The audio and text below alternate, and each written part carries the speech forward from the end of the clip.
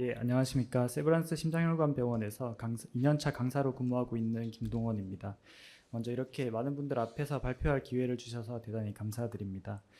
저는 시비어의 에어틱 스테노시스와 넌스테미가 동반되었던 환자에서 ECPR을 시행을 하고 또 인터벤셔널 트리트먼트를 시행했던 케이스에 대해서 말씀을 드리겠습니다.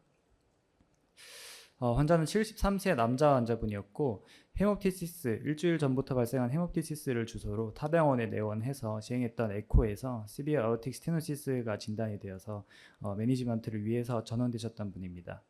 이분은 코모비디티가 굉장히 많았던 분이었는데요. 2018년부터 ESRD로 투석을 시작하셨던 분이었고 2019년도에는 하트 페일리어 위드 프리저브드 이젝션 프랙션을 진단받았고 또 2021년에는 퍼시스턴트 에이픽과 에이트리얼 플러터로 아미오다론을 복용 중에 아미오다론 인듀스드 인터스티셜 렁 디지즈를 진단받아 더 이상 약을 복용할 수 없어 크라이오블레이션과 함께 레프트 에이트리얼 어펜디지 오클루전까지 시행했던 분입니다. 또한 이제 오토이뮨 사이로이디스까지 있었던 분이고 이니셜 EKG에서는 이렇다 할 사실 ST 체인지는 보이지 않았고 시비어한 LVH를 시사하는 소견이 있었고 체스트 엑스레이에서는 마일드한 풀모나리 이데마와 카디오메갈리가 이제 관찰되고 있었습니다. 본원에 내원해서 다시 한번 에코를 시행했었고 보시는 바와 같이 라이트 커스브에 도미넌트한 칼슘 디포짓이 있었고 에어틱 밸브 오프닝이 감소해 있는 것을 볼 수 있었습니다. 이와 함께 에어틱 픽 시스톨릭 벨로시티는 4.03m/s 그리고 민 프레셔 그레디언트는 41mm/H로 시비어 에어틱 스테노시스의 기준에 합당하였고 환자는 마더릿 MR까지도 동반되어 있던 상태였습니다. EKG에서 같이 LVH가 동반되어 있었고 이젝션 프랙션은 약 30%로 이제 측정이 되었습니다. 또 타비를 시행할 수 있어서 찍었던 이제 하트 CT에서는 렁을 봤을 때에는 라이트 도미넌트한 플로라 이퓨전과 함께 에어웨이에는 헤모리지가 차 있었고 드문드문 GGO 패턴으로 뉴모니아까지 동반되어 있던 케이스였습니다. 사실 환자는 그래서 이니셜 처음에 내원했었을 때에는 바이탈도 스테이블 했을 뿐더러 카디악 마커가 올라 있었긴 했었지만 특별히 이렇다 할 체스트 페인이나 디스니아를 호소하지도 않았었고 카디악 마커가 올랐던 것은 시비어 아오틱 시노시스가 동반되어 있었던 투석 환자였기 때문에 그럴 수 있었다라고 생각을 했었지만 HOD 3일째에 환자가 오전부터 체스트 페인과 함께 디스니아를 호소하기 시작하였고 당일 찍었던 체스트 엑스레이에서도 풀모나리 에데마가 조금 더 진행한 양상이 보여서 당일날 점심경쯤에 바로 CAG를 촬영을 했습니다. 촬영한 CAG에서 RCA는 칼시피케이션이 많이 동반되어 있었지만 팀이 플로우 3 이제 잘 유지가 되고 있었고 컬프리스로 저희가 이제 생각했던 거는 디지털 LAD 쪽이 토탈 오클루전이 있는 것으로 생각을 했었습니다. 그래서 디지털 LAD 쪽은 다이아미터가 작았기 때문에 드럭 코티드 볼룬으로 시술을 하였고 사실 미드 LAD 쪽도 비주얼리 60에서 70% 정도 스테노시스가 동반되어 있어서 이 부분에 대해서도 시술을 진행하려고 했었지만 환자는 시술 도중에 오토 디맨드가 갑자기 높아지면서 디스니아가 굉장히 악화되는 모습을 보였습니다. 그래서 디지털 LAD만 이제 시술을 하고 나서 바로 CCU로 이제 이동을 하는 수밖에 없었는데요. CCU에 이동을 하자마자 환자는 이제 그래서 오토 디맨드가 높아진 것이 풀모나리 이데마가 악화되었던 것이라 생각하여 이제 투석 기계를 이제 연결을 했는데 연결을 하자마자 보시는 바와 같이 폴리모르픽 VP 양상의 카디악 어레스트가 발생을 했고 락테이트도 ABJ 상에서 8.8까지 증가해 있었습니다. 이에 이제 ECPR을 시행하였고 베드사이드에서 시행했던 에코에서도 에어틱 밸브가 거의 오프닝 되지 않고 이젝션 프랙션도 대략 비주얼리 10% 가량으로 거의 뛰지 않는 모습으로 관찰이 되었습니다. 그래서 이제 베드사이드에서 에크모를 바로 이제 삽입을 하였고 보시는 바와 같이 마일드 풀모나리 에데마 정도의 상태였던 렁 상태가 ARDS 양상으로 굉장히 컨솔리데이션이 심한 모습을 볼 수 있었습니다.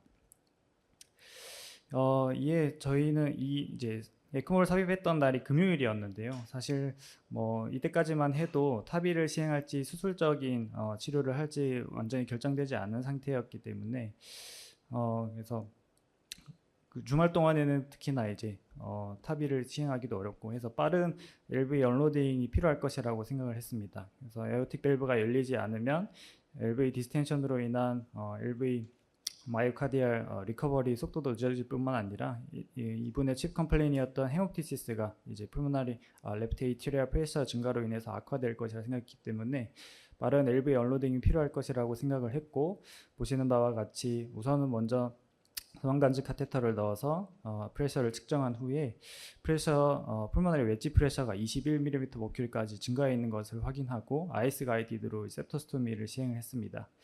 그래서 사실 엔지오실에서 septostomy 시행했을 때에는 septal 이제 드레인 캐뉼라를 이제 거치를 하고 이제 나왔었는데, CCU로 이동을 하고 나서 엑스레이를 찍어보니 보시는 바와 같이 에크모 드레인 캐뉼라가 SVC 쪽으로 좀 빠져 있는 것이 관찰되었습니다. 그래서 재시술을 할지를 이제 고민을 잠깐 했었지만, 사실 CCU에서 환자를 다시 엔지오실로 에크모를 이제 또 포터블로 이동하는 것 자체가 리스크를 할 수 있고, 또 이제 ATR 펑처 사이트가 다일레이터가 또 왔다 갔다 하면서 생겼던 홀이 그나마 이제 주말 동안에 버텨줄 수 있을 거라 생각했기 때문에 일단은 재시술은 하지 않고 일단은 이 상태로 경과를 지켜보기로 했고, 다행히 환자는 주말 동안에 토요일과 일요일을 지나면서 CRRT를 통해서 이제 볼륨 네거티브 컨트롤을 통해서 풀모나리 이데마가 많이 호전된 것을 볼 수 있었습니다. 그래서 월요일이 되어서 시비어 에어틱 스테노시스에 대해서 타비를 시행하였는데요. 사실 이분 같은 경우는 코모비디티가 많았기 때문에 이니셜에도 STS 스코어가 9점으로 하이리스크 환자였지만 카디오제닉 샥이 동반되면서 STS와 유로 스코어 모두 40점 이상으로 굉장히 수술에 대한 리스크가 높아진 상태였기 때문에 타비를 이용할 시술을 하기로 결정하였었고, 드레인 캐뉼라가 베인 쪽에 이제 2개나 들어가 있어서 보통은 이제 흔히 세브란스 병원에서는 IS 가이디드로 타비를 많이 하는 것 같지만, 여기에서는 이 환자분의 케이스에서는 TE 가이드로 벌룬 익스펜더블 밸브를 삽입을 하였고, 타비 시행 후에 프레셔 그레디언트가 시스톨릭 프레셔 그레디언트와 에어틱 프레셔 그레디언트가 갭이 많이 줄어든 것을 확인할 수 있었습니다. 마더레이트한 파라밸뷸러 리키지가 있었지만 헤모다이나미컬리 시그니피컨트하지 않다고 생각하여 경과 관찰하기로 하였습니다.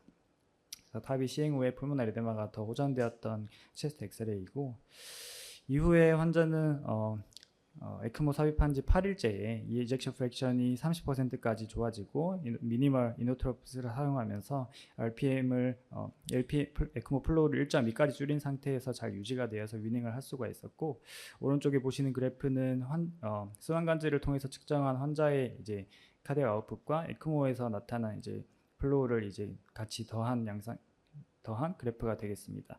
시간이 지날수록 이런 환자의 카디악 아웃풋은 증가하고 에크모 플로우는 줄어드는 양상을 이제 확인할 수 있습니다.